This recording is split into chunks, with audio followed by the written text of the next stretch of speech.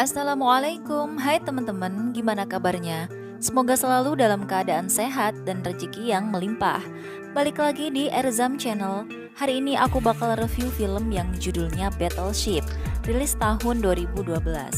Film ini bercerita tentang kapal perang alien yang mendarat di bumi, melawan kapal perang angkatan laut Amerika. Aku review film ini bakal menggebu-gebu banget teman-teman, karena asli film ini itu bagus parah. Jadi kalian harus tontonin sampai selesai. Tapi sebelum menonton, kalian bisa banget dong klik tombol subscribe-nya supaya kalian enggak ketinggalan video-video keren selanjutnya. Terima kasih. Oke teman-teman, di awal film diperlihatkan seorang ilmuwan NASA yang lagi presentasi tentang penemuan terbarunya, di mana ia menemukan planet selain bumi yang bisa dihuni manusia. Selain memiliki atmosfer yang tepat, planet yang dinamakan planet G ini juga memiliki sumber air. Jadi ilmuwan ini telah mengirimkan sinyal ke Landsat 7, yaitu satelit mereka untuk diteruskan ke planet G. Tujuannya agar bisa komunikasi dengan makhluk penghuni planet G. Oke, kita beralih lagi pada adegan di Hawaii yang sedang mengadakan RIMPAC atau pelatihan maritim multinasional terbesar di dunia yang diikuti oleh 14 negara.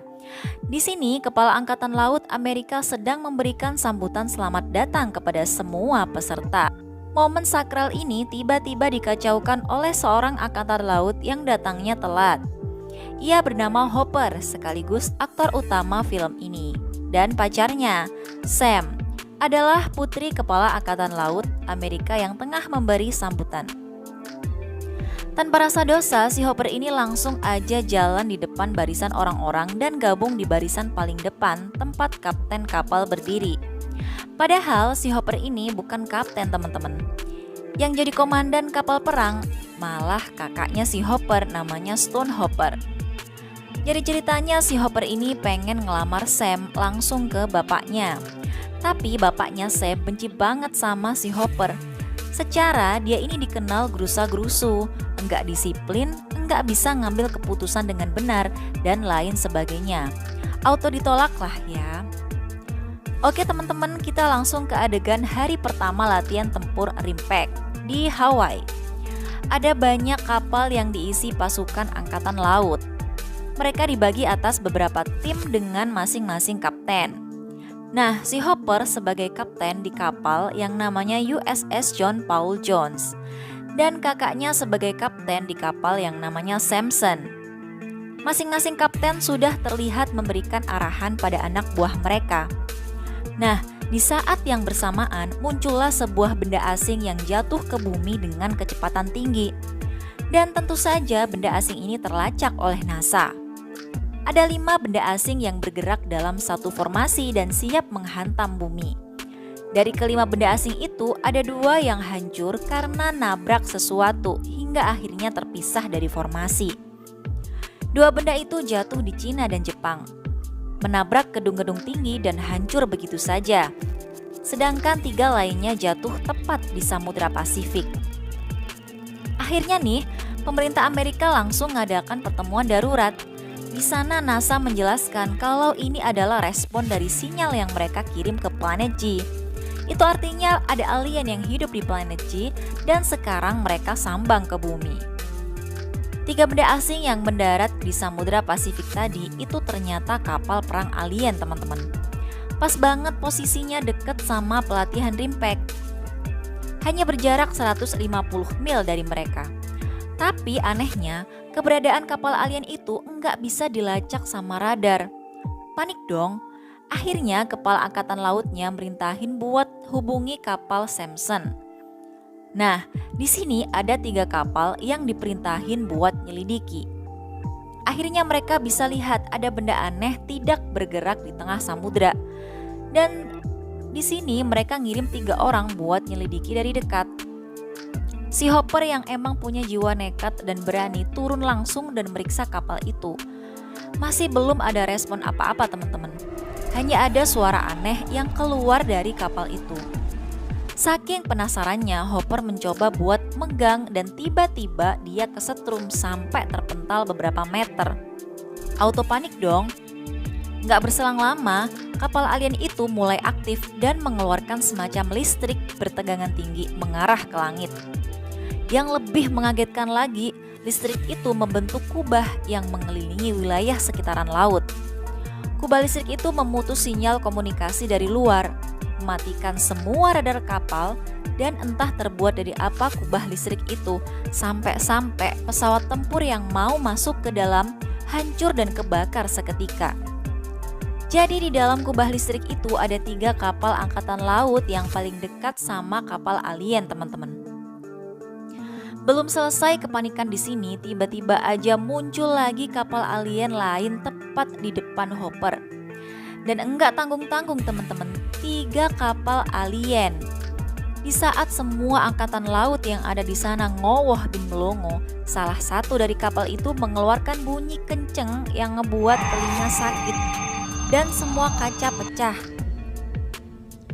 Langsung dong Stone Hopper selaku komandan memerintahkan buat memberi tembakan peringatan. Parahnya, setelah diberi tembakan peringatan, kapal alien ini malah mendekat dan nyerang balik. Untungnya masih bisa ditangkis teman-teman. Tapi nggak tahu apa yang dipikirin Hopper, dia berusaha nembak kapal alien sebesar itu dengan senjata seadanya. Kelewat semangat apa gimana ya? Tentu saja dong, kapal alien yang tahu dia dalam bahaya langsung ngunci target buat nyerang balik. Nah, karena hal ini kakaknya Hopper pengen melindungi adik sematawayangnya. Akhirnya kapal Samson nembak kapal alien. Berhubung mereka kurang strategi teman-teman, kapal Samson ditembak balik dan kena juga. Akibatnya lampu kapal pecah dan banyak anggota kapal yang wafat. Belum berhenti sampai di situ, kapal alien nembak lagi dengan membabi buta, hingga akhirnya membuat kapal Samson meledak dan hancur berkeping-keping. Disinilah akhir hidup dari kakaknya Hopper. Suasana nambah panik dan tegang teman-teman, karena semua awak kapal Samson wafat beserta komandan dan wakilnya. Walhasil, Hopper lah yang menjadi pemimpin selanjutnya karena jabatan dia yang paling tinggi di antara semua awak kapal. Hopper yang masih shock dengan kematian kakaknya nambah shock dong. Secara dia nggak bisa banget buat mimpin. Hopper ngambil keputusan yang gerusa-gerusu, langsung serang dengan kekuatan penuh. Saking dendamnya sama kapal alien itu teman-teman. Nah, kapal angkatan laut satunya lagi yang dipimpin Kapten Nagata langsung ngasih bantuan tembakan.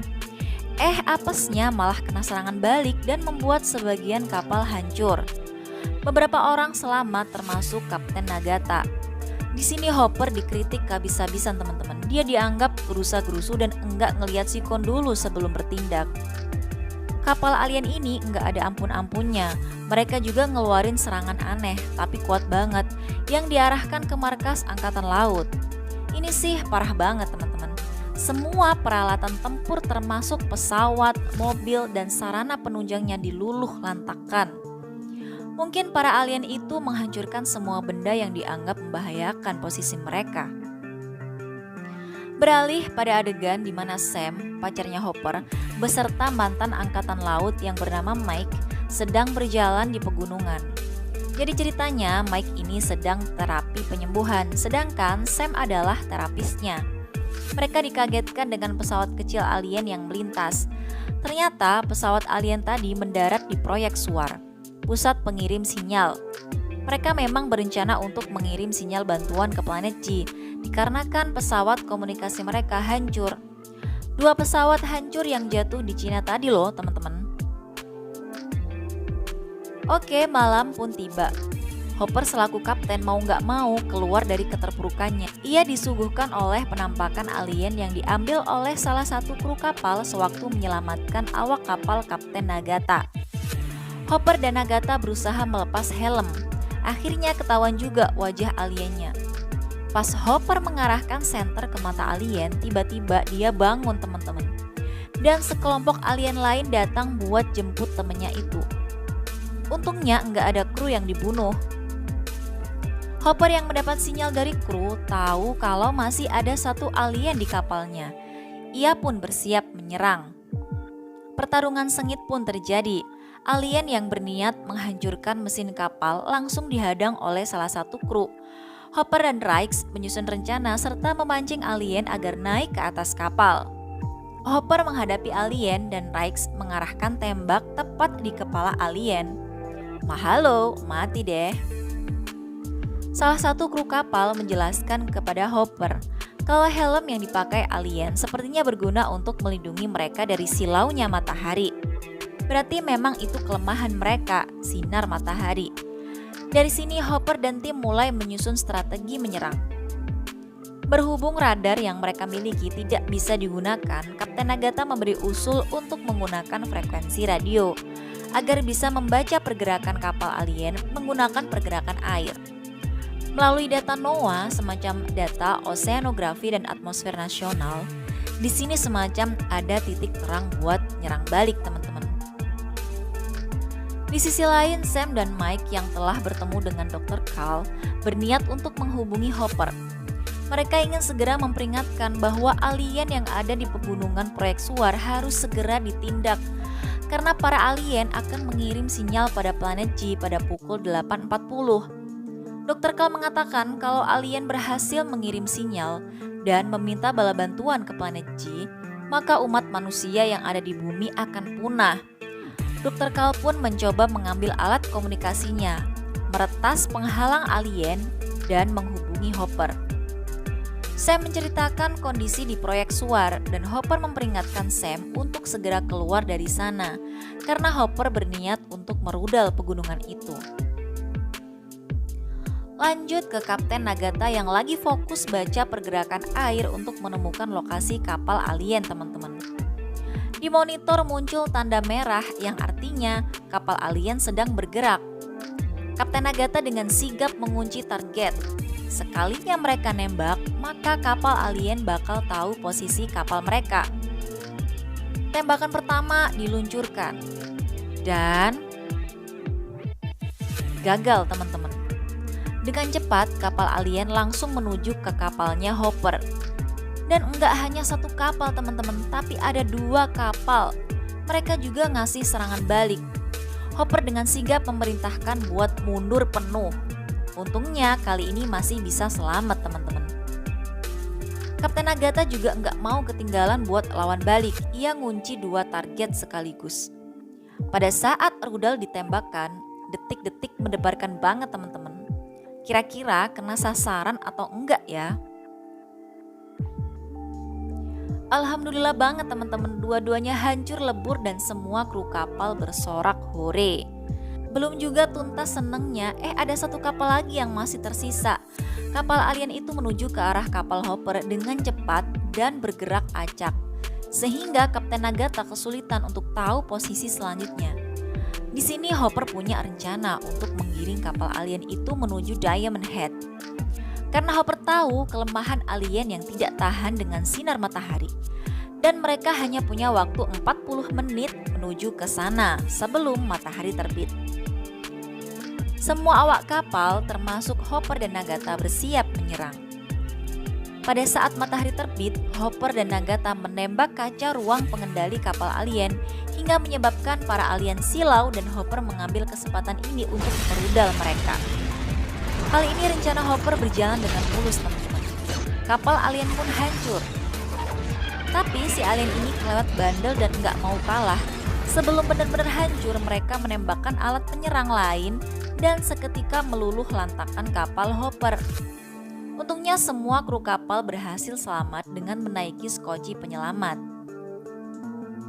Wajah-wajah mereka udah kelihatan mulai lelah teman-teman. Dan hampir putus asa gitu. Karena perjuangan mereka belum selesai. Tapi mereka udah nggak punya kapal buat menghadapi alien. Namun tiba-tiba Hopper kepikiran sesuatu. Ia melihat ke arah kapal perang yang sekarang jadi museum kapal perang. Ia mengatakan kalau akan menggunakan itu untuk berjuang lagi. Kapal perang yang udah tua tentunya dan masih menggunakan mesin tenaga uap. Untungnya datang para purnawirawan siap membantu Hopper dan krunya. Mereka semangat banget buat nyiapin kapal itu agar bisa digunakan lagi. Masing-masing purnawirawan juga ikut mendampingi kru Hopper untuk mengoperasikan kapal, hingga akhirnya kapal ini siap berlayar. Rencana mereka sebenarnya pengen langsung menembakkan rudal ke proyek Suar. Tapi ternyata ada satu kapal yang masih tersisa. Kapal yang mengeluarkan listrik bertegangan tinggi pembuat kubah. Waktu dilihat, bener aja teman-teman, kapal itu adalah induknya kapal alien. Dia malah lebih gede dari kapal alien sebelumnya. Di sini Hopper mulai memikirkan seni berperang teman-teman. Ia mengarahkan penembak ke arah yang berbeda agar dapat mengecoh para alien. Kemudian dia membelokkan kapalnya dan di saat alien menembak mereka, Hopper menurunkan jangkar kapal. Ini membuat kapal Hopper selamat dari tembakan. Setelah itu Hopper mengambil kesempatan ini untuk membalas serangan alien dan adegan saling serang pun terjadi.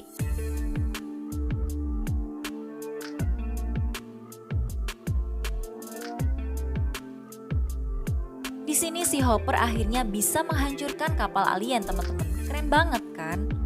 Kubah listrik itu perlahan mulai hilang juga.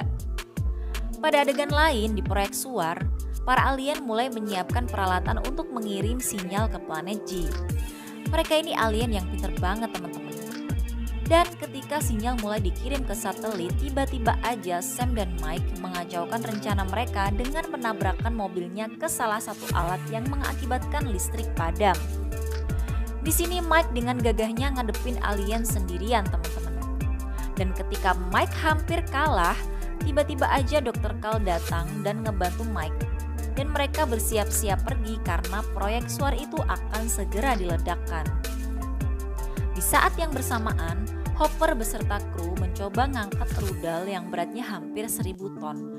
Dan mereka akhirnya siap buat nembak. Seketika semuanya hancur teman-teman. Bala bantuan juga mulai datang. Semuanya pun bersorak karena kali ini kemenangan ada di umat manusia. Film ini diakhiri dengan adegan di mana semua kru kapal beserta orang-orang yang berjasa dan berjuang melawan serangan alien diberi penghormatan secara formal. Hopper pun dicap sebagai kapten yang berhasil memimpin misi penyelamatan umat manusia. Dan ia memberanikan diri untuk melamar Sam di depan bapaknya. Happy ending. Hikmah yang bisa diambil adalah tidak ada kata terlambat dalam berjuang. Jika kita punya kemauan dan keberanian kuat, semua akan berakhir indah pada waktunya. Oke, cukup di sini review film kali ini. Sampai ketemu di review film selanjutnya. Jangan lupa subscribe, like, share, dan komennya ya teman-teman. Wassalamualaikum.